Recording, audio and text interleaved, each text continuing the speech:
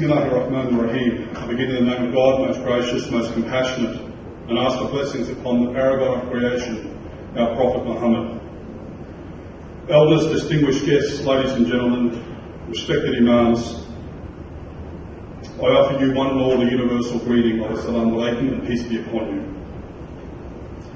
I'd like to begin my presentation by evoking a concept in education, and I'm referring to adab, for I understand that adab implies justice and recognition and acknowledgement of the proper place of things. In this spirit, I acknowledge, recognise and acknowledge the traditional custodians of the land we gather. I acknowledge Aboriginal and Torres Strait Islander communities as the first people of Australia, and I acknowledge Aboriginal and Torres Strait Islander communities for their resilience and commitment to shared futures and healing in the face of disruption, injustice and struggle. Ladies and gentlemen, my mission tonight is to do justice, pun intended, to the theme of social activism in education, all in a mere 9 minutes. I am encouraged, however, by the fact that I'm the first speaker this evening, and I have a dynamic co-presenters with me who can pick up the pieces and fill the gaps. Now, in preparing for this mission tonight, I had to ask myself, what limitations do I bring to the task? The first is that I don't actually consider myself a social activist, yet paradoxically, I'm here to talk about social activism. Now, I put to the audience by way of rationale that within my education career, I never sought for position, but I always strove to display leadership in my practice. I've never presented as a community leader, but I strive to display leadership in community. And likewise, I'm not a social activist, yet I engage in social activism. The second limitation of mine is problematic, because I'm a lecturer, and how do I get out of lecture mode? How do I protect you from me this evening? Because it could be a real mood killer. So my solution was simple: to share with you a snippet of my story, of my lived experience of my journey in the field of education, and through this share what I've come to understand about social activism. And I make a disclaimer that it will not be all-encompassing. Now, the preamble of this story began many moons ago, as it often does. Come with me on this one. I've been an educator for 10 years. A little bit longer than 10 years. I find myself sitting at Holland Park Mosque, familiar to us all. I next find myself sitting in the living room of Imam Uzair, who may be with us this evening. After leaving this sitting, I accept Islam. That's the shortest version story ever. I pay for the full story. Charge. For me, all the pieces of the puzzle have fallen into place. I take a few months away from teaching, and in what I can only describe as the type of serendipity that only Allah can pave the way.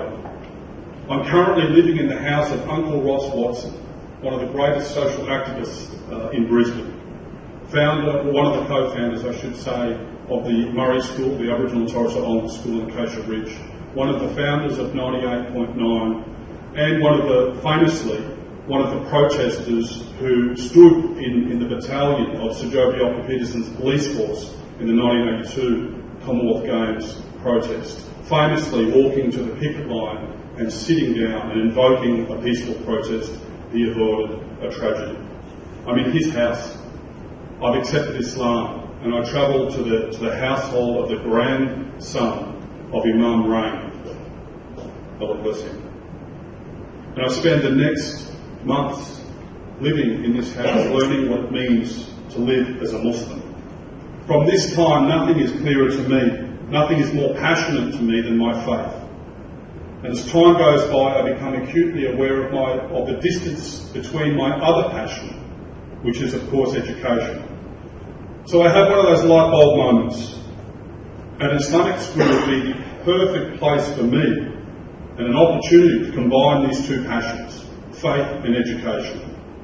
So my heart is settled in an Islamic school. I have visions of walking into and spending our days offering salam, of pigeons resting on our heads as teachers and students sit in halakas and student circles. To borrow from the name of this event, soon I experienced the challenged reality. While it wasn't all that I had anticipated, The 10 years that I would spend in this Islamic school I consider to be one of the greatest blessings of my life.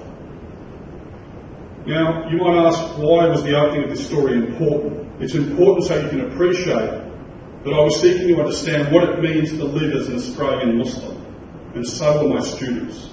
This was a search that in many cases we embarked on together. The challenge I was to find is that the institution was and is in the process of understanding itself. An early distraction, a detour, I would say, was the feeling that I needed to change the institution I had joined. However, greater success came when I instead sought to change myself. This is where understandings of social activism for me began to evolve. Now, one of the highlights in my time at the school was teaching health education, which I was asked to establish. Health education is a subject underpinned by social justice. And I would ask my students, what are the most pressing issues in your life? And we would study these. We designed projects with engagements outside of the school. One of these was an inquiry on homelessness. For this we partnered with Rosie's. So picture this, we're at Woodbridge train station, it's a Thursday night, it's dark, it's cold. One of my students I know spends the entire session sitting on a park bench with a gentleman. Later in the debrief session, he explains to me that the man I sat with, sir, he didn't speak any English, but we found that we share a common third language, a dialect. He tells me he cried as he put his hands and cupped my face. He said, sir, he said to me he hadn't spoken to anyone in weeks, that he travelled for 12 days on a dilapidated boat, hungry, thirsty, not sure if he would make it. And now he's sitting in Woodbridge, wondering, waiting to learn of his status. They soaked up that moment together that night. My student said to me, I will never forget this. Perhaps some of you would be thinking, listening to such a story, well, you didn't change anything. That's not social activism. You didn't solve the problem. But I think this is another lesson. You see, my students were grappling with statements like, there's no homelessness in Australia. There's no excuse for homelessness in Australia, essentially. My family came to Australia and look what we've done. Why can't everyone else do it? Now, to this we would say, mashallah, but of course this is a dangerous line. Reminds me of something Ivanka Trump said last week. You see, if we view social activism and social justice as cousins, then the other cousin is social mercy, where we have to ask ourselves, how merciful are we? Lessons learned, I would argue, by my students in this inquiry, and by the student who spent his evening with the gentleman. Other highlights occurred in the arena of school sport. Now, one of my first priorities in this school, and I'm reminded of a person who actually told me I had to do this. She's in the audience. One of my first priorities was to present a vision for sport, one intimately connected to faith, and what I could understand could be the faith vision of that school. Now, many people contributed to this vision, and to the enactment of this vision. Colleagues, parents, and most importantly, the students. It would take several years to realise, but this process was something so beautiful. In other ways, it was sad. Many of the senior students who believed with me, who pioneered this effort, would not get the opportunity to enjoy the fruits in their time in the school. This would come after they had graduated. And ladies and gentlemen, what a lesson in social activism. Sometimes in the pursuit of justice, we must forego it for ourselves. This was about planting a seed. This was about nurturing it. And we know that from little things, big things can grow.